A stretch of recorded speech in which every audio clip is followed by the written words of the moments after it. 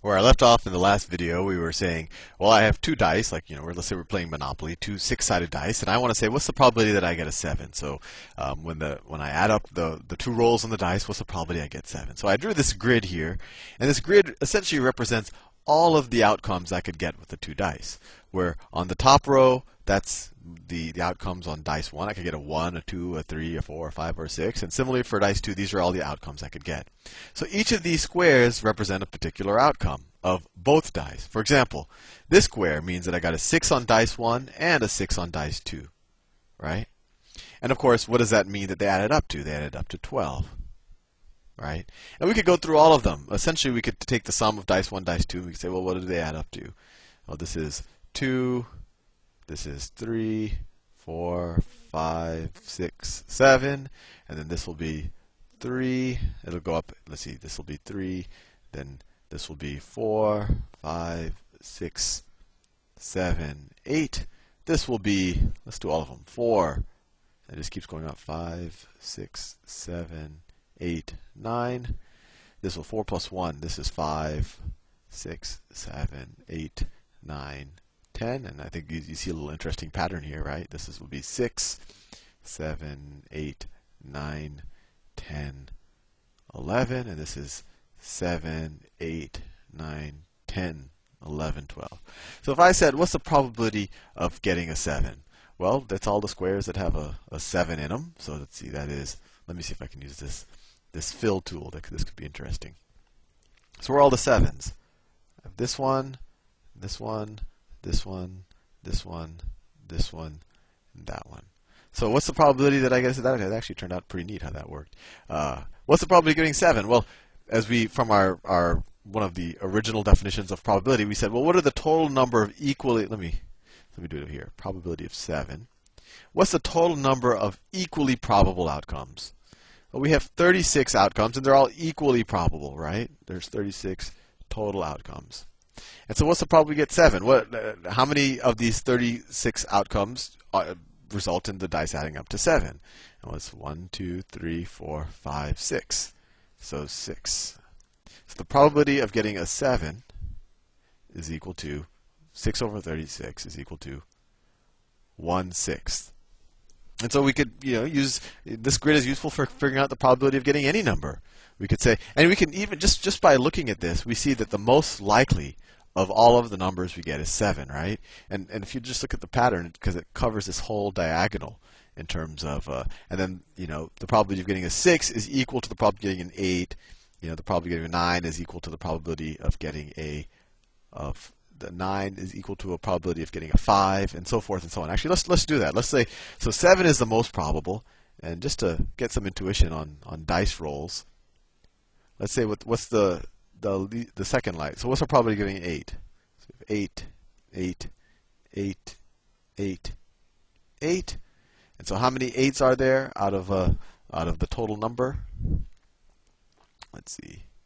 So the probability of getting an 8 is equal to 1, 2, 3, 4, 5 is equal to 5 over 36.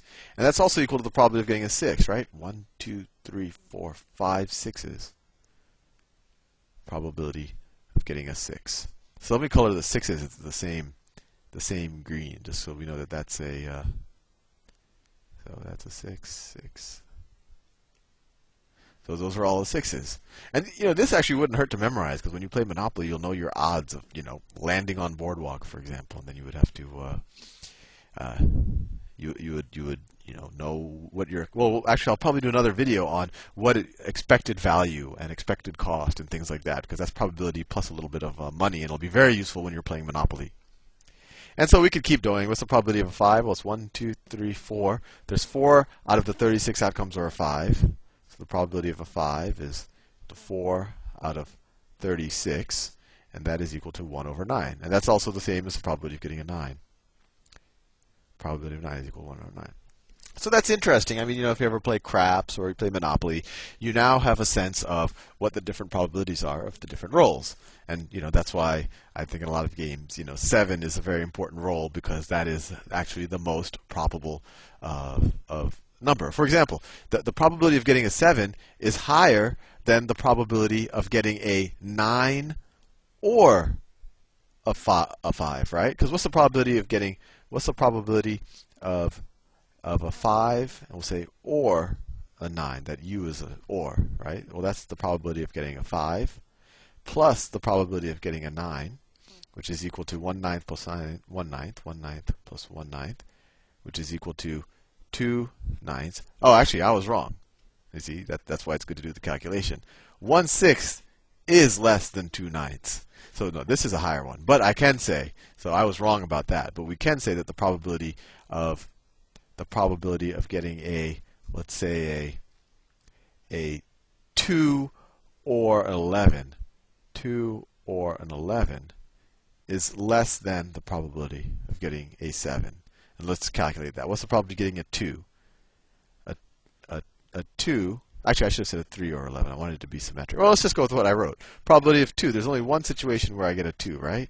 So this is 1 over 36. 1 out of 36 results in a 2. And then the 11, that's 2 out of 36, right? So 2 out of 36 is 1 over 8. Let me write it as 2. 2 out of 36.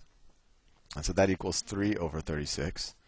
And so that equals 1 over 12. So the probability of getting a 2, which is just this one, or an 11, is 1 out of 12, while the probability of getting a, so the probability of getting a 7 is actually twice that of getting a 2 or an 11. So that's just interesting. I know, sometimes I don't know where these are going, but I think it's interesting to analyze dice because dice show up a lot. And another way, although this grid is probably the clearest way of doing it, another way that I do it, if I don't have a grid in front of me, if I say, what's the probability of getting a, I don't know, let's say, what's the probability of getting a 5? Well, it's the probability of, let's say this is dice 1. And this is essentially the same thing as a grid, but it's good to have multiple frameworks of this. So how can I get a 5? Well, if I get a 1 on dice 1, I get a 2, I get a 4 on dice 2. If I get a 2, then I need a 3. If I get a 3, then I need a 2. If I have a 4, then I need a 1. And then if I have a 5, no, and those are the only situations, right? So we could say, well, what's the probability of getting, so this, we need each of these probabilities, and then the next one has to be these. So there's 4 probabilities that kind of keep us in the game in dice 1. So what's the probability of getting a 1? Well, that's 1/6. So this is dice 1. This is, you get a 2, this is a 3, this is, you get a 4. Right? And so what's the probability of getting a 1 on dice 1? That's 1 over 6, right? And they're all 1 over 6. That's the probability you get a 2. That's the probability you get a 3. That's the probability you get a 4. Right? And so, given that you got a 1 on dice 1, what's the probability you get a 4 then? So then, there's 6 this tree, and there's, you can get a 5 or a 6, but those don't count because we'd be out of the game. So in dice 1, then on dice 2, there's a 1 out of 6 chance that I get a 4. And then there's, a bunch of other chances for all the other numbers. But this is the only situation in which we get a 5. Right? And similarly, on dice, this is dice 2, this column. And then if I get a 2, what do I need on dice 2? I need a 3. Well, to get exactly a 3, there's a 1/6 chance again. And of course, they sum up to 5. If I have a 3 here, then there's a 1/6 chance that I get a 2, which is exactly what I need. And of course, there's a lot of other things we can get, but we're selecting for the 5s. And if I had a 4, I'm going to switch colors. There's a 1/6 chance that I get a 1 to get a 5. Right? So what are all the probabilities of this? Well, this is 1/6 times 1. So the probability of this, of getting a 1 and then a 4. Let me clean this up. I think I'm running out of time. Actually, let me do it on this side. So the probability of this event, these are messier than normal, of this one, of getting a 1 and then getting a 4, well, that's 1 out of 36, right? 1/6, this is 1/6 times 1/6. This is 1/6, and then after that happens, you have to get another 1/6. So that's 1 out of 36, and by a similar logic, this is 1 out of 36, this is 1 out of 36, and this is 1 out of 36. Each of these is 1 out of 36. And if you think about that grid we drew, each of these outcomes represent a square on that grid. Getting a 2 and then a 3, getting a 1 and then getting a 4. And then our total probability of getting 5 is the sum of all of these. 4 out of 36, which is equal to 1 over 9. So I just wanted to show you, you don't have to draw a grid. You could do a tree, you could do a little table like this and say, well, what are the ways I can get a 5 and what's the probability of each of these, and then sum them up. And they all work. And in different times, different methods will be more useful. I will see you in the next video.